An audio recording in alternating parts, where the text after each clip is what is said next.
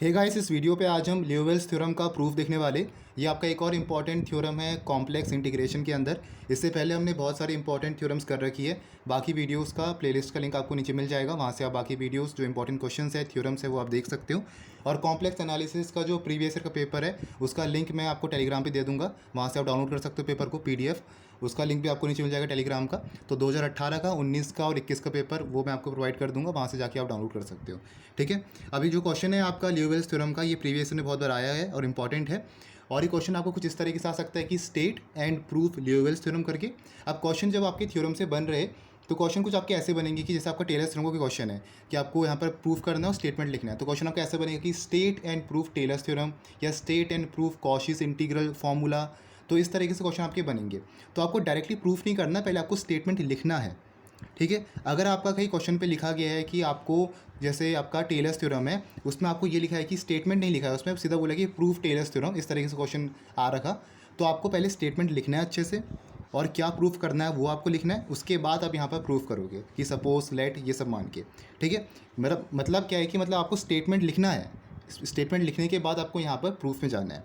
तो लियोविल्स थ्योरम क्या कहता है कि if F of Z is an integral function satisfying the inequality F of Z का जो मॉड्यूलस है is less than equals to M for all values of Z where M is a positive constant then F of Z is constant.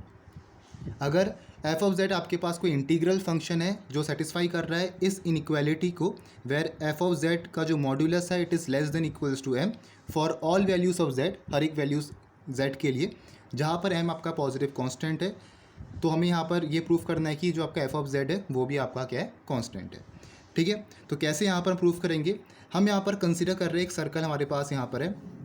सबसे पहले आप statement लिखोगे, फिर हमने यहाँ पर एक सर्कल ड्रॉ करा, सर्कल, इसको सर्कल मान लेना है। तो आपके पास गामा एक सर्कल यहाँ पर है, सेंटर जो एफिक्स है आपके पास वो Z1 है, इसका जो रेडियस है, रेडियस आपके पास यहाँ पर स्मॉल r है। ठीक है, एक और पॉइंट यहाँ पर हम कंसिडर कर रहे हैं वो है Z2। Z1 आपका सेंटर ऑफ द सर्कल है एफिक्स, रेडियस r आपके पास है, और Z2 आपके पास एक और पॉइंट है सर्कल पे। ठीक है, और सर्कल के आपके पास गामा है। तो हम क्या बोलेंगे यहाँ पर प्रूफ में कि लेट Z1 जो आपके पास एफिक्स है सेंटर का Z1 एंड Z2 जो उसके बगल वाला नेबरिंग पॉइंट है be any two points in the Z plane. किसी कॉम्प्लेक्स प्लेन में आपके पास Z1 और Z2 कोई दो पॉइंट्स है जहाँ पर Z1 आपके पास सेंटर ऑफ द सर्कल है। ठीक है, तो यहाँ पर आपके पास Z1 क्या है, ये आपका सेंटर ऑफ द सर्कल है, R के आपके पास रेडियस है। ठीक है, तो आपके पास यहाँ पर जो इक्वेशन होगी सर्कल गामा की वो क्या होगी, सर्कल या बोलेंगे इक्वेशन ऑफ सर्कल, वो क्या रहेगा, Z माइनस Z1 का जो मॉड्यूलस है it is equals to radius of the circle. यही रहता है आपका सर्कल की इक्वेशन। ठीक है, अगर आपके पास कोई सर्कल के सरफेस में कोई पॉइंट है, मान लीजिए Z कोई पॉइंट है, तो आपके पास जो इक्वेशन ऑफ सर्कल रहती है वो Z माइनस Z1 जो सेंटर है सर्कल का, इसका जो मॉड्यूलस है वो किसके इक्वल होता है, रेडियस ऑफ द सर्कल के।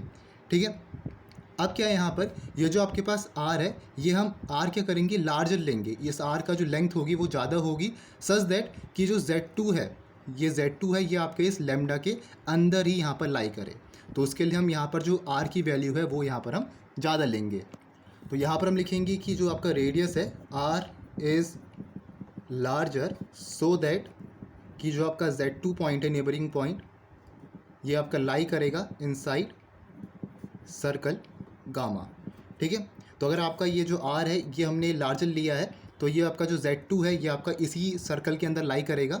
ठीक है, तो यहाँ से हम क्या लिख सकते हैं, Z2, अगर आपका Z1 Z2 दो पॉइंट है तो Z2 माइनस Z1 इसका जो मॉड्यूलस होगा it will be less than R/2। R के इक्वल नहीं होगा क्योंकि R हमने लार्जर लिया, Z2 हमने कोई पॉइंट कंसिडर कर रखा जो आपके सर्कल के अंदर ही है। ठीक है, तो हमने क्या माना है कि यहाँ पर आपका जो Z2 माइनस Z1 का मॉड्यूलस होगा according to the equation of the circle, इसका जो आपका मॉड्यूलस होगा it is less than R/2। Clear हो गया इतना। ठीक है, R/2 हमने पहले भी एज्यूम किया था कन्वीनियंस के हिसाब से, जो हम पहले यहाँ पर प्रूफ देख रहे थे वहाँ पर भी हमने R/2 जो हमें डेरिवेटिव ऑफ एनालिटिक फंक्शन पे या हाईएस्ट ऑर्डर डेरिवेटिव पे जो हमने यहाँ पर R जब हमने यहाँ पर आर को लार्जर ले रखा और हमने कोई पॉइंट कंसिडर कर रखा उस सर्कल के अंदर, Z2 कोई पॉइंट अगर आपके पास है तो उसमें हमने जो आपका वो लिया है कन्वीनियंस के हिसाब से, वो हमने R/2 कंसिडर कर रखा। ठीक है, तो यहाँ पर भी हम R/2 ही कंसिडर करेंगे। ये आपको बता रहे हैं कि आपके पास जो रेडियस है वो आपका लार्जर है, तब आपका Z2 पॉइंट है वो आपका इस गामा सर्कल के अंदर ही डिसाइड कर रहा है। तो उसके हिसाब से हमने बोला है कि जो Z2 - Z1 होगा it is less than R/2। ठीक है, अब हम यहाँ पर कॉशीज इंटीग्रल फॉर्मूला लगाएंगे जो हमने पढ़ा है। कॉशीज इंटीग्रल फॉर्मूला आपको बाय हार्ट पता होना चाहिए, क्योंकि मैक्सिमम ऑफ द थ्योरम से आपका Cauchy's integral formula direct apply होगा। तो हम लिखेंगे यहाँ पर बाय कॉशी इंटीग्रल फॉर्मूला, जो क्या कहता है कि f ऑफ 2 पॉइंट्स है, तो यहाँ पर मैं बोलूँगा f of Z1 equals to 1/2 pi I not integration किसका, इस सर्कल गामा का, f of Z dz upon z minus Z1। तो ये आपके पास जो कॉशीज इंटीग्रल फॉर्मूला है ये आपको बाय हार्ट पता होना चाहिए। ये हर एक मैक्सिमम ऑफ द थ्योरम्स में अगर आपका ये हाईएस्ट ऑर्डर डेरिवेटिव से, डेरिवेटिव ऑफ एनालिटिक फंक्शन से कोई भी आपका प्रूफ आया तो वहाँ पर आपका कॉशीज इंटीग्रल फॉर्मूला ये आपका अप्लाई होगा। ठीक है, अगर वैसा भी आपका कॉशीज इंटीग्रल फॉर्मूला अलग से भी क्वेश्चन आपका आ सकता है तो इसको आपको अच्छे से याद करना है। ठीक है, तो इसका प्रूफ भी हमने देख रखा है। तो एक आपका f ऑफ Z1 है किसके इक्वल है 1/2 pi I not integration gamma f of z upon z minus Z1 dz, ये आपका कॉशीज इंटीग्रल फॉर्मूला होता है। सिमिलर तरीके से Z1 आपके पास एक पॉइंट है, दूसरा पॉइंट आपका Z2 है, तो हम यहाँ पे लिखेंगे f of Z2 equals to 1/2 pi I not integration gamma f of z, और नीचे क्या आएगा z माइनस Z2 dz, क्योंकि इस बार हम f ऑफ Z2 की बात कर रहे हैं। तो f ऑफ Z1 हमारे पास आ गया, f ऑफ Z2 हमारे पास आ गया। अब क्या करेंगे यहाँ पर हम f of Z2 minus f of Z1, f of Z2 minus f of Z1।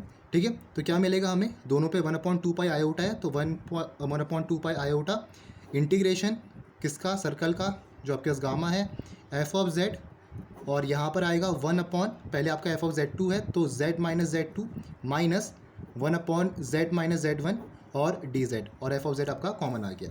ठीक है, तो क्या बचेगा आपका यहाँ पर 1/2 पाई आयोटा। अगर आप इसका एलसीएम लोगे तो ऊपर क्या आने वाला है, देखो ऊपर आएगा आपके पास इसका LCM z minus Z1 minus z plus Z2। ठीक है, और नीचे बचेगा आपके पास z माइनस Z2 और z माइनस Z1। तो ये क्या आ गया आपके पास यहाँ पर, z और z कैंसिल, तो Z2 माइनस Z1 बचेगा। तो यहाँ पर मैं लिख सकता हूँ Z2 माइनस Z1, और ये आपके पास इंटीग्रेशन क्या हो गया, integration gamma f of z, और नीचे क्या आएगा आपके पास ये वाला z माइनस Z1 और z माइनस Z2 dz हो गया। क्लियर हो गया इतना। ठीक है, अब हमारे पास क्या है यहाँ पर, ये आपका राइट हैंड साइड पे आया और LHS आपका ये वाला है। ठीक है, अब क्या है, since we have equation of circle, circle की जो इक्वेशन है हमने ऊपर देखा अभी, z माइनस Z1 का जो मॉडुलस है it is equals to r, z minus Z1 का जो मॉडुलस है it is equals to r। तो सिमिलर तरीके से अगर मेरे पास Z2 कोई पॉइंट है गामा पे, तो यहाँ पर मैं क्या लिख सकता हूँ, z माइनस Z2 का जो मॉडुलस है वो मैं कैसे लिख सकता हूँ, वो हम कुछ ऐसा लिखेंगे z minus Z1 plus Z1 minus Z2 का मॉडुलस। ठीक है, हमारे पास सर्कल की इक्वेशन क्या है, z माइनस Z1 का मॉडुलस इक्वल्स टू r। हमने 2 पॉइंट कंसीडर कर रखे, एक Z1 है और एक Z2 है, तो यहाँ पर हम इसके हिसाब से z माइनस Z2 लिख सकते, और इसका जो मॉडुलस है हमने इसको किस तरीके से लिख रखा, z माइनस Z2 हमने लिखा है z minus Z1 plus Z1, हमने Z1 माइनस भी कर रखा और Z1 हमने ऐड भी कर रखा है। ठीक है, ये चीज़ हो गया यहाँ से। तो इसको हम लिख सकते हैं यहाँ पर इंटीग्रेशन इक्वल्स टू 1 अपॉन ये modulus z minus Z1 minus, और यहाँ पर आएगा Z2 माइनस Z1 का मॉडुलस। तो हमने यहाँ पर Z1 वाले पार्ट को, ये वाला पार्ट हमने साथ ले लिया, ये वाला, और माइनस Z2 को मैंने आगे कर दिया, तो ये आपका आ गया माइनस ब्रैकेट में Z2 माइनस Z1 का मॉडुलस। ठीक है, तो ये आपका क्या बना, यहाँ पर फिर से लिख रहा हूँ, ये बना आपके पास यहाँ पर z माइनस Z2 का जो मॉडुलस है वो किसके इक्वल था, इसके इक्वल आपका यहाँ पर बना। तो इसको हम लिखेंगे z minus Z1 minus Z2 minus Z1 का मॉडुलस। अब यहाँ पर हम मॉडुलस की प्रॉपर्टी लगा सकते हैं, तो मॉडुलस की प्रॉपर्टी से हम क्या लिखेंगे इसको, it is greater than equals to z minus Z1 का modulus minus time Z2 minus Z1 का मॉडुलस। ठीक है, and it is greater than equals to z minus Z1 क्या था, z माइनस Z1 आपके पास r के इक्वल है, तो आपका ये तो r हो गया, और Z2 माइनस Z1 क्या था, Z2 माइनस Z1 आपका क्या था, R/2 के आपके, it is less than R/2, तो इसको हम क्या लिख सकते हैं, R/2, ठीक है। तो ये क्या आएगा आपके पास, R माइनस, और ये वाला पार्ट आपका R/2 है, तो R माइनस R/2 किसके इक्वल हो गया, R/2 के, ठीक है। तो यहाँ से हमारा क्या बना, जो आपका यहाँ पर Z माइनस Z2 का मॉडुलस है LHS में, वो किसके इक्वल आया, R/2 के इक्वल आ गया, ठीक है। और हमें यहाँ पर स्टेटमेंट में क्या गिवन है, स्टेटमेंट हमारे पास क्या है कि it satisfy the inequality F of Z का जो मॉडुलस है it is less than equals to m, where m is a constant. तो हम लिखेंगे since F of Z modulus it is less than equals to m, तो ये हमें यहाँ पर दे रखा है। तो अब हम क्या करेंगे, यहाँ पर ऊपर जो हमारे पास यहाँ पर ये आया था RHS पे और LHS पे, ये वाली जो इक्वेशन है इस पर हम दोनों साइड मॉडुलस यूज़ करेंगे, दोनों साइड यहाँ पर हम मॉडुलस यूज़ करने वाले, और ये जो आपके पास यहाँ पर हमें गिवन है क्वेश्चन पे, इसको यहाँ पर अप्लाई करेंगे, ठीक है। तो यहाँ पर इसको मैं मान लेता हूँ कि ये वाला, इसको मान लेते हैं कि यहाँ पर आपका क्या है, ये किस LHS में क्या था आपका, F of Z2 minus F of Z1, ये आपका LHS में था, तो इसको मान लेते हैं कि ये पूरा आपका इक्वेशन 1 है, तो ये LHS है, ये आपका RHS है। तो हम बोलेंगे यहाँ पर कि taking modulus on both sides on equation first पे, तो इक्वेशन 1 पे हम दोनों साइड यहाँ पर मॉडुलस लेंगे, मतलब इस पे यहाँ पर हम दोनों साइड मॉडुलस लेंगे, तो क्या मिलेगा आपको यहाँ पर LHS में मिलेगा F of Z2 minus F of Z1 का मॉडुलस, ठीक है। और RHS में क्या आपके पास modulus Z2 minus Z1 upon 2 pi iota integration gamma F of Z upon, नीचे आता Z2 minus Z1, sorry Z minus Z1 और Z माइनस Z2 dz इसका मॉडुलस, ठीक है। तो हमने क्या करा, क्या यहाँ पर हमने LHS का मॉडुलस और RHS का यहाँ पर मॉडुलस लिया है, ठीक है। अब from this equation, from this relation F of Z less than equals to m, तो हम क्या बोलेंगे कि ये जो पूरा मॉडुलस आपके पास है, पूरा फंक्शन आपके पास है, it is less than equals to, अब यहाँ पर मॉडुलस की प्रॉपर्टी लगाओ, तो इसको कैसे लिख सकते हो आप, पूरा Z2 माइनस Z1 का मॉडुलस अपॉन 2 पाई, अब आपका आयोटा नहीं आएगा, integration gamma F of Z का modulus upon Z minus Z1 का मॉडुलस और Z माइनस Z2 का मॉडुलस, और साथ में मॉडुलस ऑफ dz आएगा, ठीक है। Less than equals to Z2 minus Z1 इसका मॉडुलस अपॉन 2 पाई। अब देखो ये जो एफ ऑफ जेड का मॉडुलस है ये किसके इक्वल है, m के इक्वल है, ठीक है। तो एफ ऑफ जेड क्या आ गया आपके पास, m आ गया। Z माइनस Z1 किसके इक्वल है, Z माइनस Z1 आपके पास r के इक्वल है, ठीक है।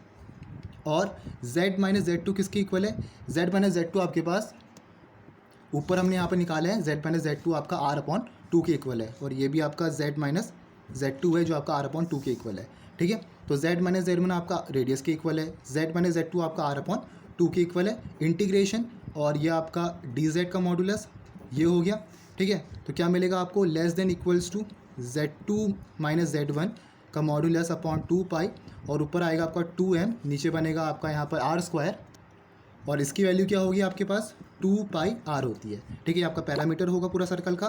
तो क्या मिलेगा आपको यहाँ पर, देखो ये आएगा आपके पास यहाँ पर लेस देन इक्वल्स टू 2 से 2 कैंसिल हो गया, ठीक है। और ये बनेगा आपके पास यहाँ पर r से एक r आपका कैंसिल हो गया, और ये आएगा Z2 माइनस Z1, m आपके पास यहाँ पर ही है, 2 आपके पास यहाँ पर भी, और नीचे आपका r बचा, ठीक है। तो ये चीज़ आपके पास यहाँ पर बन गया। या LHS में क्या आपके पास F of Z2 minus F of Z1 का modulus less than equals to आपका ये बनेगा, ठीक है। अब यहाँ पर जब हम limit r tending to infinity करेंगे, दोनों पे limit r tending to infinity लगाएंगे, तो यहाँ पर आपके नीचे डिनोमिनेटर पे क्या है, r है, ठीक है। तो यहाँ पर आपका 1/∞ क्या बन जाएगा, ये आपका यहाँ पर 0 बनेगा, मतलब जब आप लिमिट लगाओगे यहाँ पर r टेंडिंग टू इन्फिनिटी, तो ये आपका नीचे डिनोमिनेटर पे r है, तो 1/∞ आपका 0 बन गया, तो ये कहाँ को टेंड करेगा, ये आपका यहाँ पर 0 को टेंड करने वाला है। तो अगर आपका ये पूरा 0 हो जाएगा पार्ट, ये पार्ट आपका 0 हो जाएगा, तो हम लिखेंगे यहाँ पर F of Z2 minus F of Z1 जो आपका LHS में है, ये किसके इक्वल है यहाँ पर 0 के, क्योंकि ये पार्ट आपका पूरा 0 बन गया जब हमने r टेंडिंग टू इन्फिनिटी करा। क्लियर हो गया यहाँ पर, ठीक है। तो यहाँ पर क्या बना, F of Z2 minus F of Z1 equals to 0। तो यहाँ से क्या आएगा आपका F of Z2 equals to F of Z1। तो एफ ऑफ Z2 जो आपके पास फंक्शन है वो किसके इक्वल है, एफ ऑफ Z1 के, जहाँ पर Z1 Z2 आपके कॉम्प्लेक्स वेरिएबल्स है। तो अगर आपका F of Z2 F of Z1 के इक्वल आ रहा है, जहाँ पर हमने Z1 Z2 दो पॉइंट हमने कंसिडर कर रखे हैं गामा सर्कल पे, तो यहाँ से हम कह सकते हैं कि जो एफ ऑफ जेड होगा वो क्या होगा, आपका कांस्टेंट होगा। मतलब एफ ऑफ जेड की वैल्यू आपकी चेंज नहीं हो रही है, जो वैल्यू आपकी एफ ऑफ जेड वन की है वही वैल्यू आपकी एफ ऑफ जेड टू की है। तो हमें अल्टीमेटली प्रूफ क्या करना था, हमें ये प्रूफ करना था कि एफ ऑफ जेड आपका कांस्टेंट है। तो यहाँ से हम कैसे प्रूफ करेंगे, जब हम फाइनली ये प्रूफ कर दें कि एफ ऑफ जेड टू, जो हमने दो यहाँ पर पॉइंट्स कंसिडर कर रखे हैं सर्कल गामा पे, तो अगर हम प्रूफ कर दें कि एफ ऑफ जेड टू आपका एफ ऑफ जेड वन के इक्वल है, तो यहाँ से आपको ये भी प्रूफ हो जाएगा कि एफ ऑफ जेड आपका एक कांस्टेंट है, उसकी वैल्यू चेंज नहीं कर रही है। वैसे इसका एक और आपका अल्टरनेटिव प्रूफ है कॉशीस इनइक्वालिटी से, हो सकता है, लेकिन वो आपका बहुत ही छोटा प्रूफ है, उसमें 2 या 3 लाइन पे आपका पूरा प्रूफ खत्म हो जाएगा, लेकिन वो आपको नहीं करना है, क्योंकि ये क्वेश्चन आपका ल्यूविल्स थ्योरम ये आपका 10 मार्क्स के क्वेश्चन पे आ सकता है, या 20 मार्क्स के क्वेश्चन, या 17.5 मार्क्स के क्वेश्चन पे भी आपका पार्ट्स पूछा जा सकता है। तो उसमें आपको यहाँ पर जो छोटा वाला ये अल्टरनेटिव प्रूफ है वो आपको करने की ज़रूरत नहीं है, 2-3 लाइन पे आपको हो जाएगा वैसे, लेकिन वो आपको नहीं करना। ये जो मेथड है ये आपको अप्लाई करना है, बहुत ईजी है ये। अगर आपको प्रैक्टिस होगी तो बाकी जो आपके दूसरे थ्योरम्स है वो भी आप अच्छे से कर पाओगे। ठीक है, तो ये है आपका ल्यूविल्स थ्योरम, इंपॉर्टेंट एग्जामिनेशन के लिए। आप जो यहाँ पर वो है नोट्स वगैरह कॉम्प्लेक्स एनालिसिस के जो इंपॉर्टेंट थ्योरम्स है, क्वेश्चन हमने अभी तक कर रखे, उसके नोट्स, और आपके जो प्रीवियस ईयर पेपर्स है 2018, 2019, 2021 के, वो मैं आपको टेलीग्राम पे प्रोवाइड कर दूंगा, वहाँ से जाके आप डाउनलोड कर सकते हो। और जो आपके लीनियर अलजेब्रा है उसके भी जो आपके प्रीवियस ईयर पेपर्स है वो भी आपको प्रोवाइड कर दूंगा। ठीक है, तो मिलते हैं नेक्स्ट वीडियो पे। Hope you like this video. Thank you for watching this video.